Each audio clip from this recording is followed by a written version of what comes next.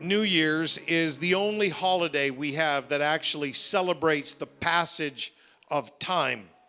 And perhaps that's why, as the final days and moments of the old year tick away, most of us become a little bit introspective, and we look back and we look ahead. And inevitably, that introspection, it turns to maybe some thoughts of self-improvement, doing things better, doing things more, doing things differently. And then we have that annual ritual that we all usually embark upon in a major way or a minor way. But it's talked about every year, this time of year, our annual New Year's resolutions. Now, in case you were wondering how you measure up from Facebook, that incredible spiritual authority, here are the top 10 New Year's resolutions for going into 2020, according to one current survey. If your Facebook friends say differently, you can go with that. Exercise more, lose weight, get organized, learn a new skill or hobby, live life to the fullest. I don't even know what that really means. Save more money or spend less money. And let me just tell you, either one will work. Either one works. Quit smoking, you should. Spend more time with family and friends, travel more or read more. Top 10 New Year's resolutions for this year. However good our intentions may be, it's unfortunately a running joke every January that we simply don't have a very good success rate with New Year's resolutions. And I wanted to explain this, but I didn't feel capable, so I went and looked up some of the writing of Pauline Wallen from the Pennsylvania Psychological Association. She has a PhD, so she knows what she's talking about, even if you think I don't. Here's what she says about New Year's resolutions and why we don't keep them. Quote, January 1st arrives after a month of celebration and excess, where self-discipline is not emphasized. In December, we allow ourselves more self-indulgence than in other months. And at some level, we all know this cannot go on indefinitely. So we impose upon ourselves a mental stopping point. On January 1st, we tell ourselves, I'll go on a diet or get organized or start an exercise program. I'll be ready by January 1st. It's always easier, isn't it, to start next week or next month. And then when New Year's Day arrives, we tend to expect that self-discipline is going to magically overcome us and take over. And sometimes it does for several hours or even days for some of you. And then more often than not, we're soon overcome by a feeling of being deprived. We begin to resent the rules that we imposed upon ourselves, and we start to rebel or cheat in small ways. And pretty soon, rationalization takes over completely, or else we give up in frustration and we're back to our old habits again. I thought she explained that rather well. What went wrong last year? You made some New Year's resolutions. Some of you have the exercise equipment with laundry hanging over it in your basement to prove it. Maybe your timing was off. After all, there is nothing really magical about January the 1st. It's just another date on the calendar. Maybe that wasn't the best time for you to make lifestyle changes. Or maybe it wasn't your timing that was off. Maybe your goals were off, because if we try to make changes that are too radically different from our normal lifestyle, that can be pretty difficult to maintain. I think normally it's not timing or goals. I think normally it's this. I think most of the time it's that our focus gets off. We try to do too many things all at once.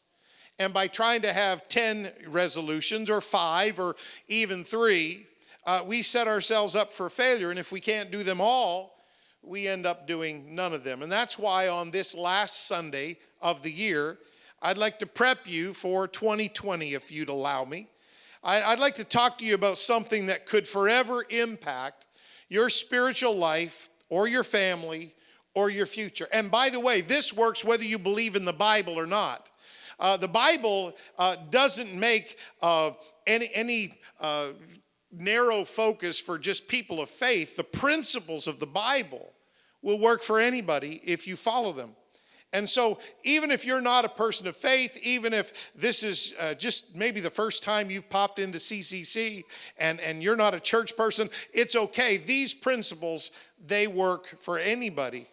And I'm not asking you to change everything all at once because that hardly ever succeeds for any of us. And I'm not asking you to become a spiritual giant overnight, even if you lean that way. I'm just asking for a baby step in the right direction. That's all.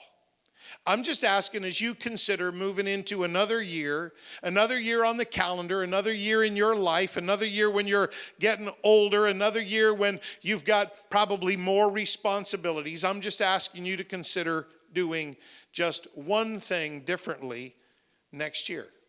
And the reason we don't is because usually we tackle too many things. And here's how I'd like to illustrate that with the Post-it note.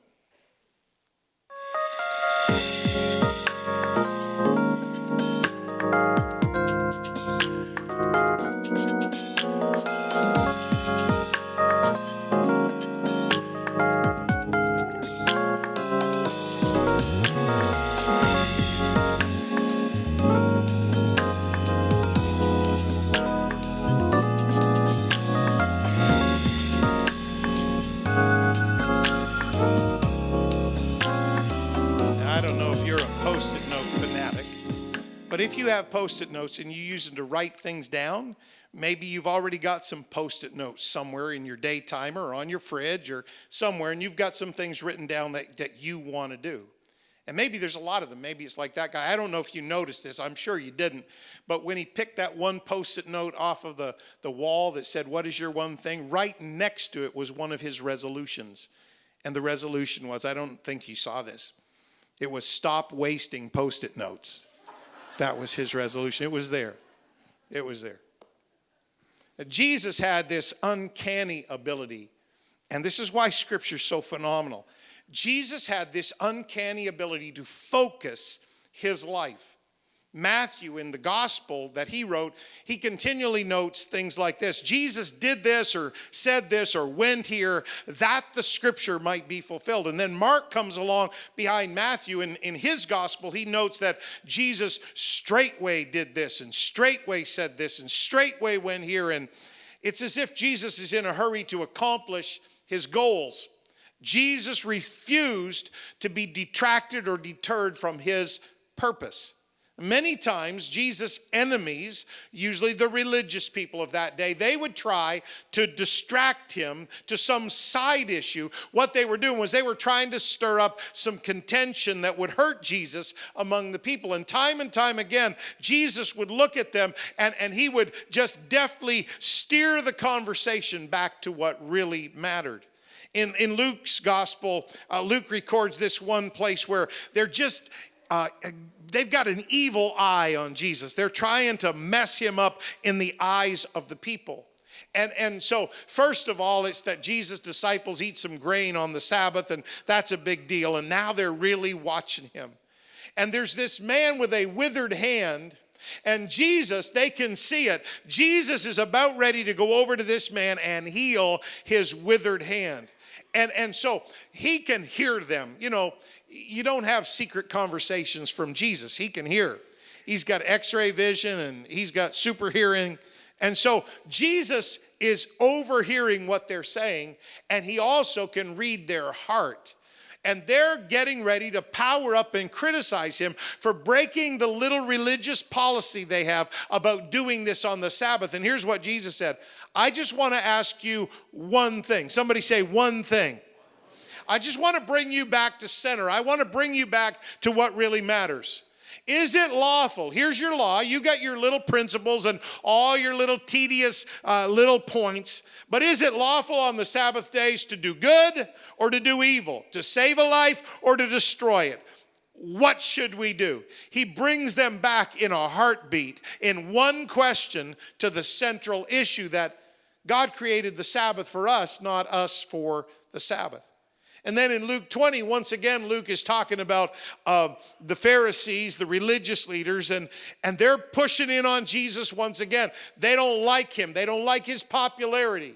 And they're questioning where he gets his authority. Who gave you the authority to say these things and do these things? Who gave you that? And Jesus just leans in and he said, I just want to ask you one thing. Somebody say one thing. The baptism of John the Baptist, was that from heaven or was that just a man? They don't know how to answer that. Because if they say John the Baptist's message was from heaven, then they're condemned because they didn't pay any attention to John. And if they say it's just from man, John the Baptist was a popular religious leader with all the people. Thousands of them were baptized by John. So if they say that, they're trapped. And Jesus just brings them back to the main point. You can't question my authority because you don't accept heaven's authority, so just kind of go away. And he constantly brings people back to this one central issue. And sometimes as people of faith, sometimes as believers, we need our attention to be brought back to just one thing. And that's what I'd like to try to do for the next just a few minutes. If you could just kind of open your mind and your heart to this, I think it could really help you. Because the devil sends dozens of distractions, just trying to get our minds off of the things that are important and central to our spiritual lives and to our best interests in our future. Now let me tell you something about your brain. Your brain, you only use 3% of it. 3%. They tell us that if you could get your brain to use 5% of its power, you would be considered a genius. 5%. According to psychologists, we don't even have enough imagination to imagine how great our imagination is. That's not profound, that's just confusing. Your brain is this untapped resource. God created it. In your brain, kind of down, if you went straight through your ear and you hit something, it would be this. If you don't hit something, that's a different problem. I cannot help you with that. There's this little part of your brain called the reticular activating system. And it acts like a filter in your brain. It's kind of down at the lower part of your brain. And it has this important job. Its job is to decide what information that's coming at you from every direction, your 5 senses and everything you hear and see and touch and taste. And its job is to filter that and decide which of that information is allowed to get through. Because it's always bombarding your nervous system nonstop. And then it allows those important messages, those important thoughts to go through. It's the reticular activating system. We'll just call it RAS for short. You have a RAS system in your brain. And it's always filtering your thinking. And here's how it works. It's kind of like what you feed it is what it accentuates. What you send to it intentionally, you can actually program your reticular activating system to kind of turn in a different direction. It's kind of a neat thought for the first of the year. That particular system, this has happened to some of you. You bought a car, and that car was brand new, and it was this unique color and unique style, and you got this certain package, and you got this certain paint job, and it was the only car going to be ever like that in the city of Fredericton until you drove it off the lot. And the minute you drove it off the lot, you started noticing, my goodness, there are hundreds of these cars in Fredericton. You never even saw them before. But because you programmed your brain to notice this kind of a car, now you notice everybody that has that kind of car. That's kind of a simple illustration, but that's how it works. And it would be difficult to imagine what life would be like if you didn't have this system working. You would be so overwhelmed with so many things bombarding your brain. You'd go crazy. And that's why people who have no established priorities and no established habits, they get so overwhelmed so easily, and a lot of times they don't get very much accomplished. They're not using their filter. You see this, the most incredible thing about this reticular activating system is that you program it all the time. You do. You program it what to notice, what to allow, what to refuse, what to consider, what to meditate on, simply by choosing the thoughts that you allow to dominate in your life. It learns from you, and then it filters according to what you send it, what is important in your life, what you focus on. And so you have incredible power to change your future, to change your decisions, to change your trajectory just by deciding what you're going to do in your little old brain. And the Bible tells us this, as you would expect. In Proverbs, there's this passage. It's actually talking about when you get invited and you go before a king and you're sitting at his banquet table. And don't be kind of swayed by all the pomp and circumstance, and don't be swayed by his graciousness, because really, he might not think a lot of you. And the writer of Proverbs, he gives us this principle. As a man thinks, in this case it's a king, but as a man thinks in his heart, that's the way he really is. And it's true for you. As you think, that's the way your life turns out. You say, that's Old Testament. Well, here's New Testament in Philippians. Brethren, whatsoever things are true and honest and just and pure and lovely and of good report, if there's any virtue in them, if there's any praise around them, think on those things. Why? Because if you think on those things, that's going to pull your life in that direction, toward good things, toward praiseworthy things. But if you don't think on those kind of things, your life gets pulled off course constantly. In the Old Testament prophet named Joel, he wrote these words. He was calling the people to war. He said, beat your plowshares into swords, your pruning hooks into spears. We can't fight. We're just farmers. He said, you can fight. So take your farming implements and refashion them into weapons of war. We can't fight. We're not strong. He said, no, here's what you need to do. You need to recondition your thinking. Let the weak say, I am strong. And every once in a while, we have to do that to ourselves. Because if you listen to all your negative self-talk and all the negative things that are around you, you will think you can't do anything, you can't be anything, you can't go anywhere, you can't accomplish anything. And those are all lies. Somebody very wisely said, whether you think you can or whether you think you can't, you're right. Because it depends on how you think. And the Bible teaches us this. Pastor Raymond, is that a New Testament concept? Oh yeah, Paul said, don't be conformed to this world. Don't let the world squeeze you into the way they think and the way they act and the way they do things. Be transformed by the renewing of your mind. Because if you'll let your mind, if you'll refocus your mind, if you'll aim your mind in God's direction, you can prove what is that good and acceptable and perfect will of God. And so I just have a couple things to say to you, and we'll let you get on your way with this last Sunday of the year. But that's why today, on this final Sunday of 2019, I'd like to strongly say to you that the very best thing you could probably do for yourself is just this year. Don't focus on 25 things. Don't focus on 10 things. Focus on one thing. Focus on one thing that God has laid on your heart that you know you need. Put aside all the competing, distracting thoughts that are battling for your attention, because you know how it is. When you try to tackle 10 things, you don't get any of them done. And you get to the end of another year and you just say, I didn't get it done. Maybe next year. But I'm encouraging you. In fact, I'm pushing you a little bit this morning. What you need to do is put aside everything else and say, you know what? There's one thing that I know if I could go there. I know if I could do that. I know if I could be that, that would change everything. And you need to focus on that one thing and not 10 things. You say, what about those other things? There's next year.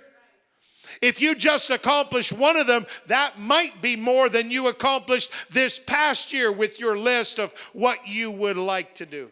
Don't try to change everything at once. Don't try to become some spiritual giant.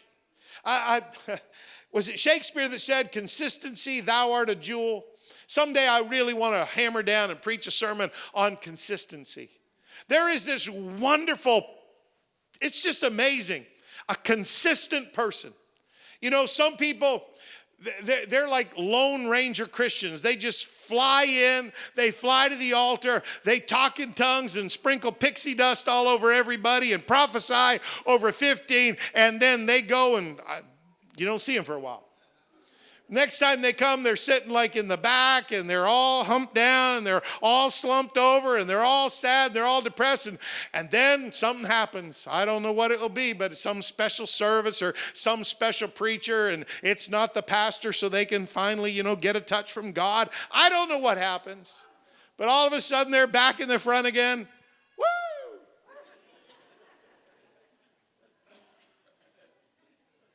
And then you just watch it. Here's the danger for some of us that have been around for a while. You know, like me, I'm 57 years old, and I've been around Pentecost 136 years. Seen everything. You can't scare me. You can't even make me nervous. I've seen all the wacky, weird stuff. But the danger for the rest of us is we could become a little cynical about that. Yeah, well, it's just going to be a while till they crash and burn. Meanwhile, you've never, at least sometimes. But there is this wonderful thing about consistency. To just kind of be steady for God. To just kind of be steady in pushing. You don't have to make this miraculous turnaround the first week of the new year. What you need to do is make a decision. This year's my year to tackle this one thing that's been holding me back and holding me down. And if you'll do that, God will help you. Just focus on one thing, making one difference in the coming year.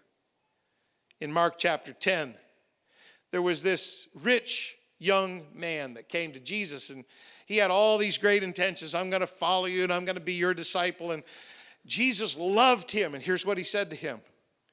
You just lack one thing. Somebody say one thing. You just lack one thing.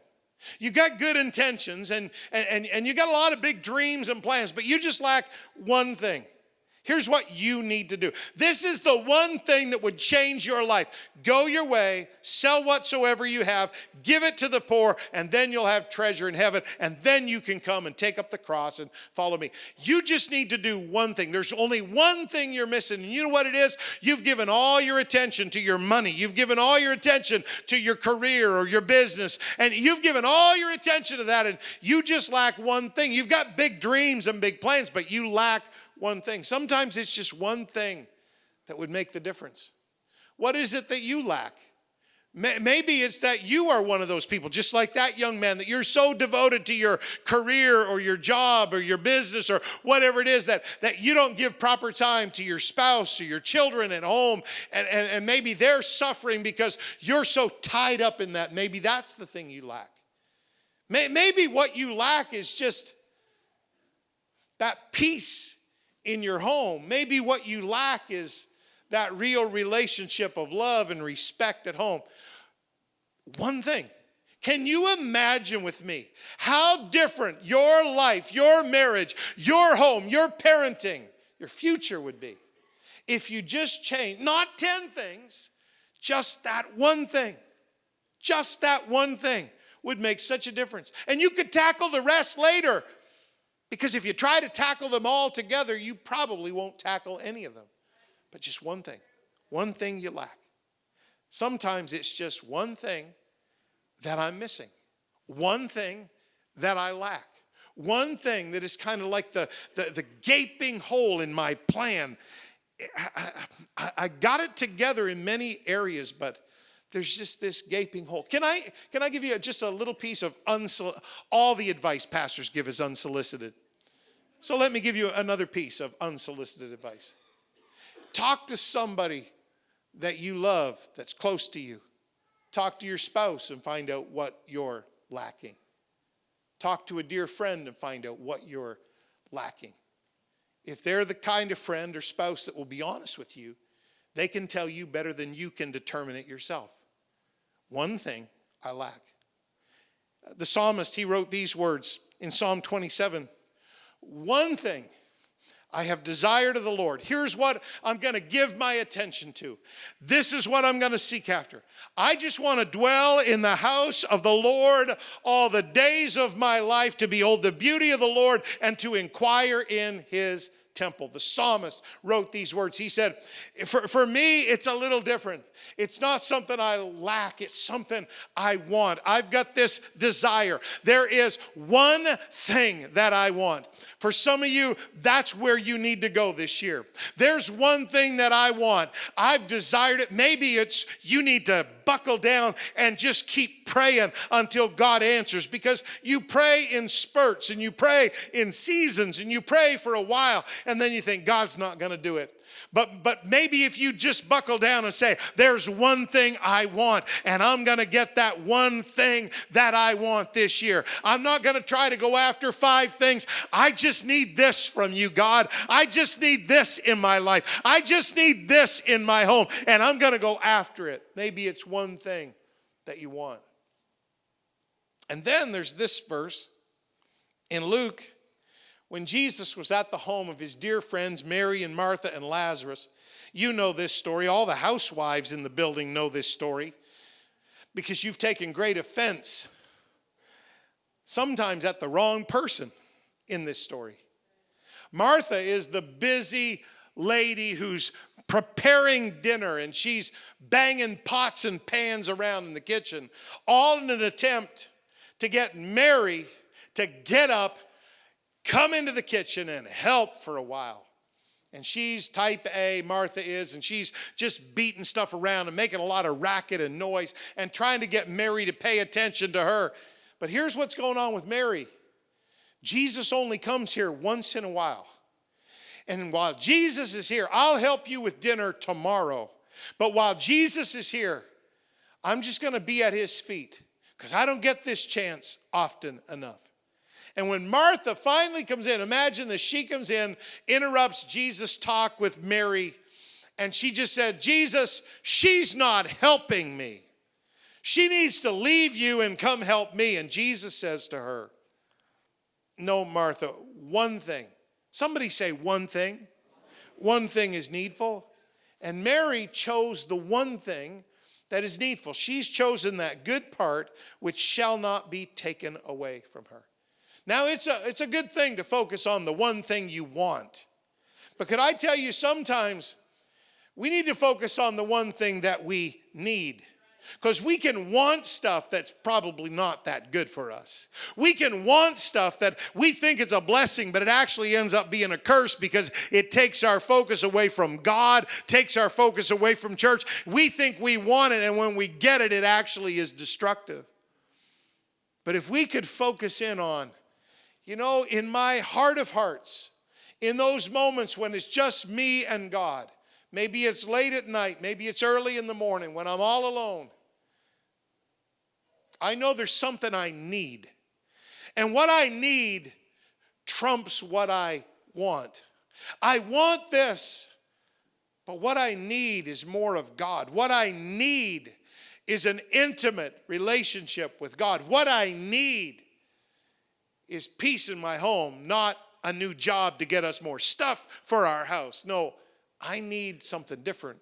What you need is often much more important than what you want. And again, I'd encourage you, ask somebody that loves you, ask somebody that's close to you, and say, if you could tell me one thing that I really need, what would it be? If you don't have anybody like that in your life, that's probably one thing you need, is somebody like that in your life. Music, come on back, and I'll end here. The writer of most of the New Testament, he was a brilliant guy named Paul. He was an apostle, meaning that he traveled around and he planted churches and he raised up leaders and he pushed the gospel into unknown, unseeded, unplanted territory. He was amazing. And he had nothing but grief to show for it. He was criticized, he was persecuted, he was ostracized, and finally he was jailed. And in prison, when he sat down and just had time to think, lots of time, and time to write, too much time. Paul wrote a letter to a group of people he knew in Philippi, and he wrote about his life, and he wrote about his struggles. He was very open with them. He said, you know, there's people that are cheering because I'm in here. It's like their ministries are better and greater, and they have more opportunity because I'm in jail and I'm out of the way.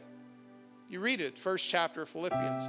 He said, you know what about those guys that are not very ethical and not very kind, and they're preaching, and I'm in here, and they're kind of cynically smiling because I'm laid aside and now they can get the opportunities that they thought I had. You know what he said about those people that had treated him so wrongly? He said, whether in pretense, whether it's by a phony and a fake and a fraud, whether in pretense or in truth, at least, whether they're genuine or whether they're a fraud, at least the gospel's being preached. And so I'll just sit here in this jail cell and I'll thank God that somebody's preaching the gospel, even if their motives are a mixed bag, and even if I'm not sure I trust their ethics, at least they're preaching the gospel, so I'll just rejoice. That's a pretty big man. And as he's recounting his life and his ministry and some of that to the Philippians, he gets talking about some of the things he gave up to follow God and some of the things he wants to do for God. And he gets talking about the journey. And here's what he says in Philippians chapter 3. Brethren, I want you to know something. I count not myself to have apprehended. I haven't captured it yet. I haven't seized the prize yet. I haven't achieved the goal yet. I'm not there yet. But there's one thing I'm going to do. One thing I do. Here's what I'm going to do. Maybe this is what you need to do at the end of this year before you make your journey in about 60 hours into next year. Maybe here's what you need to do. Paul said, this is the one thing I'm going to do looking forward.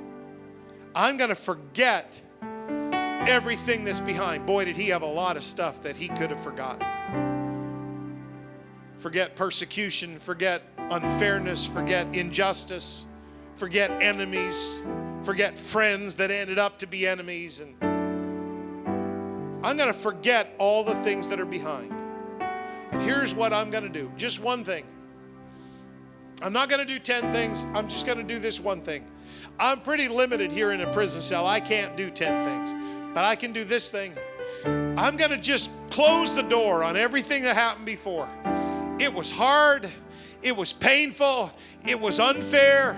It was wrong. They were wrong. They hurt me. They wounded me. But here's what I'm going to do. I can't do 10 things, but I'm going to do one thing. One thing I do. I'm going to forget that, and I'm going to reach for something greater. I'm going to reach for those things which are before. Somebody say one thing. Maybe that's what you need this morning. Just one thing I do. I can't do 10. I'll fail at all of them. I can't do 5 because I won't get them accomplished. I'll spread myself too thin, and I'll reach too high, and I'll be back here at the end of this coming year, and we'll be joking about New Year's resolutions again. If I could get you to erase all of that, I could give you a great gift. If you could just erase all of that.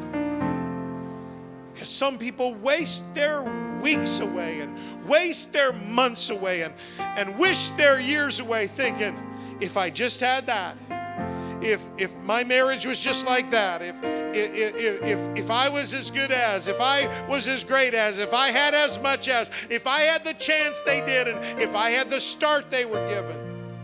And you wish away the one and only life God gave you, wishing to be something you're not, wishing to be someone you're not. And if you could just, if I could give you a gift, it would be the ability to take that beautiful, powerful brain that God gave you and just focus to the exclusion of everything else, all the pain, all the hurt, all the past, all the wounds, and just say, I can't fix all of that, but I can do one thing this year.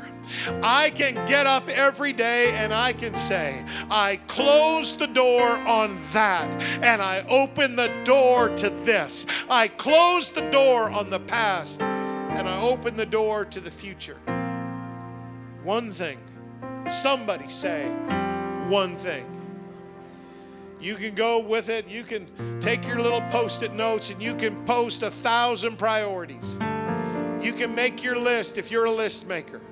But if I could get you to just put on the brakes before you do all of that, before you even consider all that. And if I could just give you, I can't, but if I could, I would. But if I could just ask you, get a holy ambition, get a godly passion, get a firm commitment that this year I'm going to look around. It's not 10 things I need, it's one thing I need. It's not 5 things I want. No, it's one thing that I want. It's not 100 things that I lack. Oh, I could go there. I could make you the list. Believe me. But there's just one thing that I know that I lack. So many of the other things that I lack, if I could fix them, it wouldn't change much. But there's one thing that I lack, and if I could change that, this one thing I do. What is your one thing today? What is your one thing? Maybe you're seated beside that person, but there's one thing you need to do to fix that relationship. One thing. Lord Jesus, I pray right now for these wonderful people that have kindly given me their attention. And I've pushed and I've encouraged and I've stated, but God, it's just words unless you take over. But for somebody here, in fact, probably for many people here, if they could just get a hold of that one thing would change everything. So we're open right now. Church, would you lift up your hands and would you let God talk to you? If you're not a person of faith, you'll just need to kind of rely on your common sense, and God gave you that, and you'll need to rely on just thinking through the next year, and God gave you the ability to do that. But if you're a person of faith, you have an advantage right now in this moment. If you would pray to God, God would like to speak to you, and please don't push it away and try to find something you think is more important. Whatever God speaks to you in this moment, that's your one thing. It's probably not going to be something that you're excited about. It's probably going to be something that's going to demand some work. It's probably going to be something that's going to demand some prayer. It's probably going to be something that's maybe even going to demand an apology. But if you'd let God speak to you about one thing for the new year, God would use this coming year to turn your life inside out and upside down, and He'd give you so many things if you'd focus on the one thing. Church, I just need you to pray right now is what I need.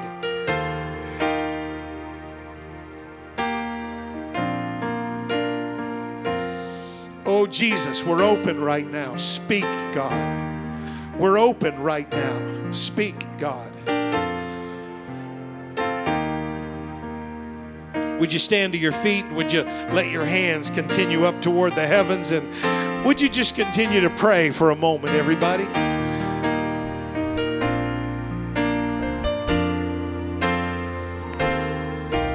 Church, I'm not talking about a sedate little kind of dismissal prayer. I'm talking about, would you push yourself into prayer?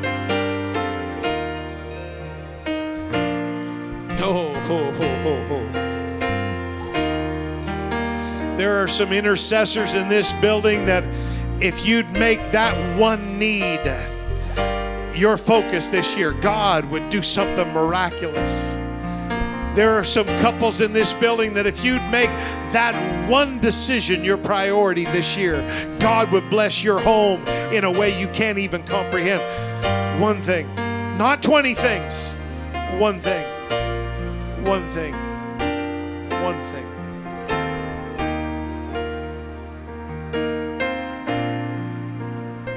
What's your one thing?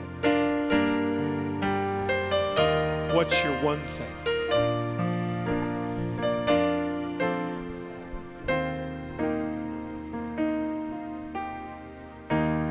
If it's not too far out of your comfort zone, would you just connect with a friend beside you? Maybe place your hand on their shoulder, or if take them by the hand, whatever feels normal, natural, easy. Would you begin to pray right now? Some of you, your couples, you need to find your one thing this year. Some of you, your good friends, you can encourage each other. You need to find your one thing this year. Some of you, you've let the same situations beat up on you year after year after year, and the devil has pounced on you, and he's lied to you, and he's told you it's never going to change. And the devil is a liar. It can change. It will change. It's the power of one thing. Just one thing. One thing can change everything. One thing can change everything. What's your one thing? Guys, take this screen up, would you please?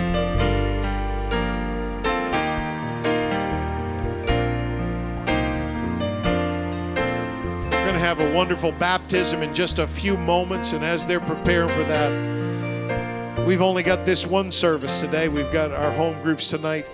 Would you step out of where you're standing, and could we gather around the altar? This will be our last chance to do this on a Sunday in 2019. Would you step out of where you're standing and come to the altar? And let's make this an altar of commitment for our one thing. What's your one thing? What's your one thing? Let's sing.